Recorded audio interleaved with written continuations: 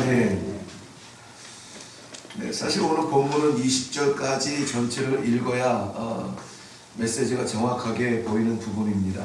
9절까지만 읽었고 내용은 전체를 살펴보려고 합니다. 하나님께서 성도를 이 땅에서 구별하여서 부르실 때에는 이 땅 위에 존재케 하지 아니하시고 이 땅 위에서의 사명을 감당케 하시며 영원한 하나님의 나라에 함께 동거하기 위함이었습니다. 그래서 부르신 백성들을 성도, 거룩한 백성이라 이렇게 부르는 것이죠. 땅에 존재하기 위해서는 그 거룩함은 굳이 필요하지 않습니다. 그러나 하나님의 나라에 거하기 위해서는 흠이 없는 거룩함이 우리들에게는 필요합니다. 그렇기 때문에 우리들에게 없는 이 거룩함을 입혀주기 위하여서, 거룩함으로 덮어주기 위해서 하나님께서는 친히 이 땅에 내려오셔서 우리에게는 없는 거룩함으로 옷 입혀 주셨습니다. 그러므로 우리는 우리의 본성대로는 갈 수 없는 나라를 갈 수 있게 되었죠. 우리의 본성에 의함이 아니라 하나님의 은혜에 거룩함의 옷을 입고 나아가게 되는 것입니다. 그래서 우리가 하나님의 앞에 설 때에는 우리의 공로로 되지 아니하고 어린 양 그리스도의 보혈의 피로 말미암아 우리의 옷을 희게 하고 그 흰 옷 입은 채로 하나님 앞에 찬송을 부르게 되는 것입니다. 그렇다면은 이 땅 위에서 우리의 삶은 어떠해야 합니까? 우리에게 우리의 무엇이 아니라 그리스도로 인한 그 보혈의 공로로 인한 거룩함을 옷 입어서 하나님 나라에 가게 되었으니 이 땅에서는 그냥 그렇게 살면 되는 겁니까? 이 땅 위에서는 그냥 이 세상의 질서대로 살면 되는 겁니까? 그렇지 않습니다. 오늘 본문 말씀은 하나님께서 세우신 사람들에게는 세우신 뜻대로 살아야 하는 책임이 있음을 보여주고 있는 본문의 말씀입니다. 우리는 모두 다가 하나님의 특권, 하나님께서 주신 특권, 성도의 특권으로 이 아침에 이 성전에 올라와 있습니다.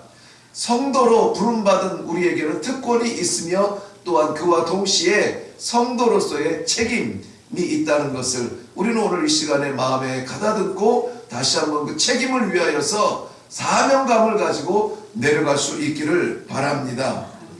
이스라엘 백성들은 하나님께서 친히 그의 백성, 내가 이름을 주었고 너는 내 것이라 라는 이름으로 하나님의 백성으로 다스려야 하고, 그것을 우리는 신정 정치라고 말합니다. 하나님께서 하나님의 질서로 다스리는 정치에 의해서 존재하는 것이 이스라엘 백성이어야 하는 것입니다. 그런데 이스라엘 백성들이 하나님을 바라보아야 되는 그 눈을 주변의 국가들, 주변의 이웃들을 바라다 보면서 우리에게도 왕을 달라 간청하여서 하나님이 그의 백성들에게 허락하신 것이 왕이에요. 그래서 이스라엘에게는 왕정 정치가 시작이 되었죠. 그 왕정 정치의 첫사람이 사울이었습니다. 왕으로 세웠는데 하나님께서는 그 왕권으로 말미암아 자신의 명예와 그 명예를 지키기 위해서 백성들을 어떻게 혹독하게 다스릴지에 대해서 경고를 주었습니다. 그럼에도 불구하고 백성들은 그래도 왕을 달라고 외쳤죠. 아니나 다를까 하나님께서 세우신 왕 사울은 하나님을 잊어버리게 되고 우상 앞에 나아가게 되고 영혼을 팔아서 귀신을 불러내어서 점치기 시작했죠. 하나님께서는 사울을 패하고 다윗을 왕으로 세워주었습니다. 다윗을 왕으로 세운 데에는 다른 이유가 없습니다. 다윗을 왕으로 세운 데에는 다윗의 어떤 특출한 특기가 있어서 재주가 있어서 왕으로 서기에 적당하고 이제는 될 만해서가 아니라 하나님 보시기에 합당한 사람, 그저 언제나 하나님을 찬양하고 하나님을 노래하고 하나님을 생각하고 들에 있든지 궁에 있든지 하나님을 찬양하는 노래하는 것이 다윗의 일상이었어요. 하나님을 잊지 않는 그 삶. 우리가 다윗을 기억할 때에 무엇을 기억합니까?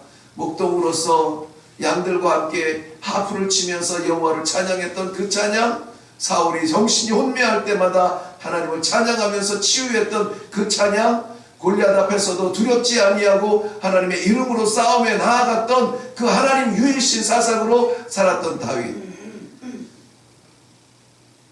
그 이후로 등장하는 모든 왕들은 그 길을 따르도록 모델처럼 세운 것이 다윗이었고, 하나님께서는 다윗의 길을 따르는 그 왕들을 정직한 사람으로 하나님은 기억하였습니다. 그런가 하면은 그 다윗을 중심으로 해서 하나님을 제사하며 하나님 앞에 보였던 예루살렘, 그 예루살렘의 모양을 흉내내어서, 아니 예루살렘에 말고 우리에게도 하나님이 있다, 금송아지를 만들어서 백성들에게 예루살렘까지 가지 못하도록 자기의 정치, 권세, 권력 아래 백성들이 머물게 하도록 사람의 지략을 펴서 금송아지에게 우상을 숭배하게 하고, 이것이 우리의 하나님이다, 거짓 신상을 세워놓은 것이 여로보암이었습니다.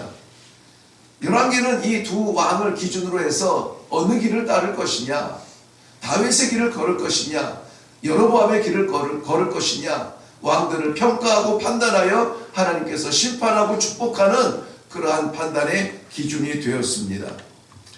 오늘 1절 말씀에 보면은 요담의 아들 아하스가 왕이 되었다라고 말하고 있는데요, 아하스를 기억하고 성경에 기록하신 하나님의 말씀이 이렇게 되었습니다. 2절, 아하스가 왕이 될 때 나이가 20세라 예루살렘에서 16년간 다스렸으나 그의 조상 다윗과 같지 아니하며 여호와 보시기에 정직히 행하지 아니하였다. 이제는 열왕기 상하를 살펴보면서 여호와 보시기에 정직히 행했다, 혹은 정직히 행하지 않았다라는 의미가 무엇인지 우리는 잘 알고 있습니다. 그 대표적인 예가 3절 하반절에 나오는데요, 이 아하스는 여호와 보시기에 행해야만 하는 그 옳은 일을 행하지 아니하고 옳지 않은 일을 행했습니다. 대표적으로 그의 아들들을 불 가운데 지나가게 했다라고 합니다. 불 가운데로 지나가게 한 아들, 이것은 당시에 이방, 특별히 이스라엘 북방 지역에서 행해졌던 그 몰록에게 행했던 제사의 일환인데요, 제사의 제물을 이제는 짐승을 드리다 못해서 가장 사랑하는, 가장 아끼는 자기의 아들을 불 가운데 지나게 하면서 화제로 드리는 그 제사를 몰록에게 드렸습니다. 이 몰록이라고 하는 이 말의 이름의 뜻이 왕이라는 뜻이에요. 왕, 아버지라는 뜻이에요. 아비멜렉, 우리 이름 들어봤죠? 몇 군데 나옵니다만은 그 아비멜렉이 나의 아버지는 왕이다라고 할 때 그 멜렉, 몰록 같은 의미의 단어인데요, 그것이 왕이라는 뜻이에요. 왕 앞에 지금 내 아들을 드리는데 그 왕이 누구냐?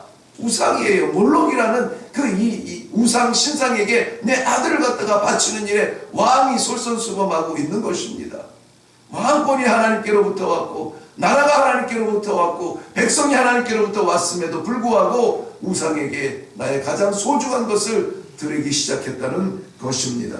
출애굽기 20장 3절 말씀에는 하나님께서 그의 백성들에게 분명히 못 박아 처음으로 첫 음성으로 말씀하신 명령이 있습니다. 너는 나 외에 다른 신들을 내 앞에 두지 말라. 이것이 첫 음성이고 첫 명령이고, 이것이 하나님의 백성들을 향한 하나님의 엄격하신 말씀인데, 지금 하나님을 향한 제사가 아니라 이방 신상을 향하여서 제사를 드리고, 하나님을 향해서 드리는 것이 아니라 생명 없는 이방 신상에게 가장 사랑하는 아들을 불 가운데 보내주고 있다는 것입니다. 뿐만이 아니라 4절 말씀에 보면은 전국의 산당들과 작은 언덕 위에도 신당이 있고 푸른 나무 아래서 제사를 드리고, 이 푸른 나무 아래서 제사를 드렸다는 것은 당시 매장 습관 중에 하나인데요, 돌을 갖지 못하는 사람들, 바위를 파지 못하는 사람들이 이 푸른 나무, 생명 있는 푸른 나무 아래 이 매장을 하면서 다시 소생케 될 것을 소망하면서 드리는 이방 우상 섬기는 사람들이 드리는 매장의 습관들이에요. 그러니까 푸른 나무 아래서 제사를 드렸다는 것은 자기의 생명, 자기의 자녀, 자기의 미래를 몰록에게 드리고, 자기의 마지막 영원한 것까지 이 우상, 이방 신상에게 제사 드리고 있다라고 하는 이 전무후무한 우상이 이스라엘 남유다 땅을 지금 덮고 있는 안타까운 모습을 대표적으로 보여주고 있습니다. 백성들을 향한 왕의 잘못된 길은 백성들을 그대로 따라가게 만들어요. 하나님께서 주신 이 특권을 누리고 싶지만은 이 책임을 다하지 못할 때에 그의 백성들이 다 따라가고 있다라고 하는 것입니다. 하나님께서는 그냥 버려두지 아니하시고 그래도 이 백성들을 깨우치기 위하여서 아람 나라와 북이스라엘의 군사들을 일으켜서 이 남유다를 치게 하셨습니다. 오늘 말씀에 보면은 15장 37절 말씀에 보면은요, 15장 37절 말씀 보면 그때에 여호와께서 비로소 아람 왕 르신과 르말야의 아들 베가를 보내어 유다를 치게 하셨더라 그랬습니다. 이것은 요담의 때인데요. 지금 아하스가 왕이 되었을 때의 5절 말씀에 다시 가보면 16장 5절입니다. 가보면은 이때에 아람 왕 르신과 이스라엘 왕 르말야의 아들 베가가 예루살렘을 에워쌌으나 올라와서 싸우려 하여 아하스를 에워쌌으나 능히 이기지 못하니라. 자, 15장 37절과 16장 5절 말씀에 아람과 북이스라엘 공격은 그들의 야욕이 아니라 누가 일으켰다고 말합니까? 여호와께서 일으켰다는 거예요. 여호와께서 그때에 일으켰다요. 그때 언제입니까? 15장 37절 말씀에 보면은 산당을 다 제하지 못하고 백성들이 그 산당에서 제사 드리도록 내버려 두었을 때에 이대로 두면은 안 되겠구나 하고 치시는 방법이 이방의 나라들을 특별히 형제같이 형제처럼 형제로서의 민족인 북이스라엘까지 합하여서 남유다를 치게 하시는 거예요. 하나님이 치실 때에는 의미가 있어요. 뜻이 있어요. 막힐 때에는 왜 막히는지를 생각하고 그 자리에서 잠시 멈추어 서야 돼. 그런데 오늘 이 아하스의 서는 방법은 잘못된 방법이었습니다. 아하스에게 하나님께서 돌아서게 하기 위하여서 아람 나라와 북이스라엘을 일으켜서 치게 하셨을 때에 그들이 이기지 못하였다고 했거든요. 둘러쌌는데 이기지 못하였다고 하거든요. 그렇다면 자기를 둘러싸고 있는 아람과 이스라엘 이 백성들을 바라다 보면서 이게 무슨 일이냐. 어찌하자고 우리 형제까지 나를 치자고 올라왔느냐. 이것이 도저히 일어날 수 없는 일인데 무슨 일일까. 잠시 서서 어디로 가야 될지를 내려놓고 묵상을 해야 될 판이었습니다. 그런데 다윗의 길을 잃어버린 아하스 왕은 하나님께 가는 길을 잃어버렸습니다. 사람을 찾아서 두리번거리기 시작했습니다. 그리고는 아수르에게 달려가서 이렇게 말을 합니다. 나는 왕의 신복이요 왕의 아들입니다. 아수르 왕에게 나는 왕의 아들입니다 라고 고백을 하는 거예요. 당시의 왕들은 신의 대리자입니다. 아수르에서 섬기는 신의 아들로 지금 자신을 전락시키고 있어요. 하나님의 아들이 우상의 아들로 추락하고 있는 겁니다. 왜 그렇습니까? 살아나자고 그 길이 살 길인 것 같아서요. 사방이 막혀도 우리는 어떻게 하자고 했습니까? 제5의 방향 하늘을 바라보자고 했습니다. 꽉 막혔을 때 왜 이렇게 막히지? 하늘을 바라보자고 했습니다.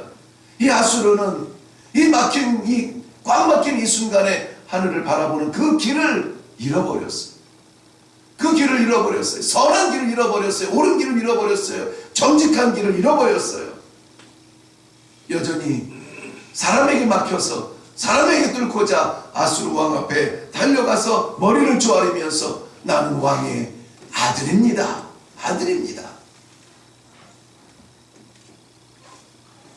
아수르 왕은 그 말을 듣고 유다의 왕 아하스야를 돕기를 결정을 하고 아람 나라를 칩니다. 공짜가 없었습니다. 아수르 왕이 남유다를 돕게 하기 위해서는 이 아하스는 성전에 있는 기물들, 성전에 있는 금과 은, 어떠한 것들입니까? 백성들이 땀을 흘려서 하나님의 성전의 운영을 위하여서 올려놓은 하나님을 향한 이 예물들을 아수르 왕에게 다 퍼다가 줍니다. 뿐만이 아니라 왕궁에 있는 금과 은까지 다 다 긁어서 아수르 왕에게 갖다가 바치고 있습니다. 그것이 전부가 아니었죠. 아수르 왕은 이 유다 왕이 아수르 왕을 만나기 위하여서 다메섹에 올라가서 저분의 저 능력이 어디서 오는가, 저 아수르의 힘이 어디에서 오는가, 제사 드리는 그 모습을 보니까는 엄청나게 화려한 모습을 봐요. 그 우상에게 섬기는 그 모습이 멋있어 보입니다. 제단에 올라가는 계단이 아름다워 보입니다. 야, 진짜 이렇게 제사 드리면 될 것 같구나. 제사장에게 급히 명령하여서 예루살렘의 성전을 이 모양으로 바꾸자고 말합니다.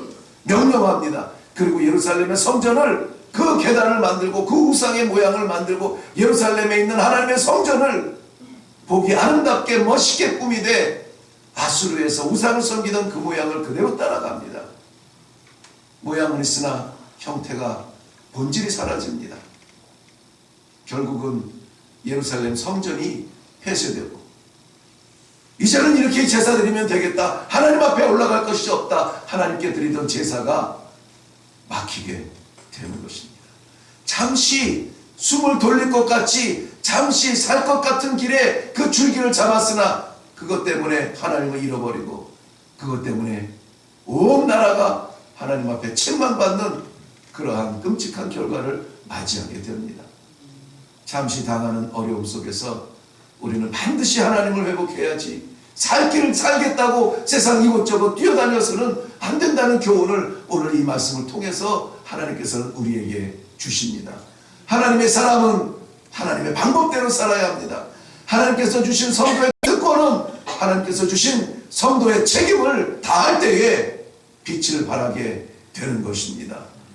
잠시의 평안 때문에 하나님을 잃어버리고 세상 길을 헐매이지 아니하고, 잠시 불편할지라도 여기에서 이 일이 웬일인가, 나에게 이 일이 웬일인가, 왜 이렇게 막혀있나, 왜 이렇게 답답한가, 얼른 우리는 제5의 방향 하나님을 바라보면서 그 선한 길, 정직한 길, 옳은 길, 하나님을 붙드는 길, 그 길로, 그리하여서 답답함이 회복되어지고 막힘이 열리고 하나님을 다시 한번 섬기고 제사 드리는데, 예배 드리는데 부족함이 없는 우리 모든 성도님들의 특권다운 삶을 살 수 있기를 주님의 이름으로 축원합니다.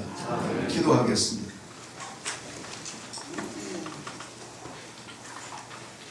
살아계신 아버지, 은혜를 감사합니다. 아무것도 아닌 우리를 하나님께서 백성 삼아 주시옵시고, 하나님께서 생명 삼아 생명 주시옵시고, 영원한 하나님의 나라를 소망할 수 있도록 이 귀한 특권을 주심을 인하여 감사합니다.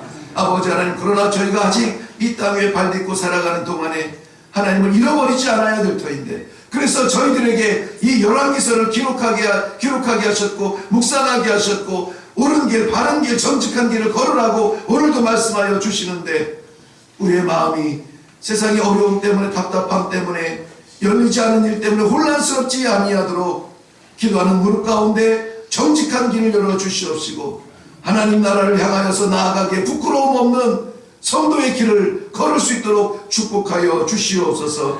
생명 주심을 인하여 감사합니다. 이 믿음의 전승이 우리의 다음 세대까지 이루어질 수 있도록 도와주시옵시고, 언제라도 하나님 떠나지 아니하는 정직한 가정이 되어서 이 땅 위에서 한 가정 묵고 쉬었사오니 하늘나라에서도 한 가정 되도록 믿음을 더하여 주시옵소서. 주신 사랑 감사합니다. 베푸신 은혜를 감사합니다. 생각하니 감사합니다. 무조건 감사합니다. 하나님 앞에 감사로 올라오는 모든 마음을 받아 주시옵소서. 감사드렸고 예수님의 이름으로 기도하옵나이다. 아멘. 이 시간에도 우리 한번 기도할 때에 어제 우리가 각 재단에서 받은 그 은혜 잊어버리지 아니하고 마음에 담아서 이 한 주간 살아갈 때에 무슨 일을 만날지라도 하나님 중심으로 살아가고 하나님을 바라보며 절대 가협하지 아니하고, 살 길 같아도 잠시 사는 그 길이라면 영원히 사는 길을 택하는 지혜를 주시옵소서. 우리의 가정이, 우리의 교회가, 우리의 나라가 하나님의 나라에 서기에 부족함이 없는, 부끄러움이 없는 믿음의 가정, 믿음의 교회, 믿음의 나라가 되게 해달라고 이 시간에 한번 기도하면서 내려갈 수 있기를 바랍니다. 우리 다 같이 주님 한번 외치고 기도하겠습니다.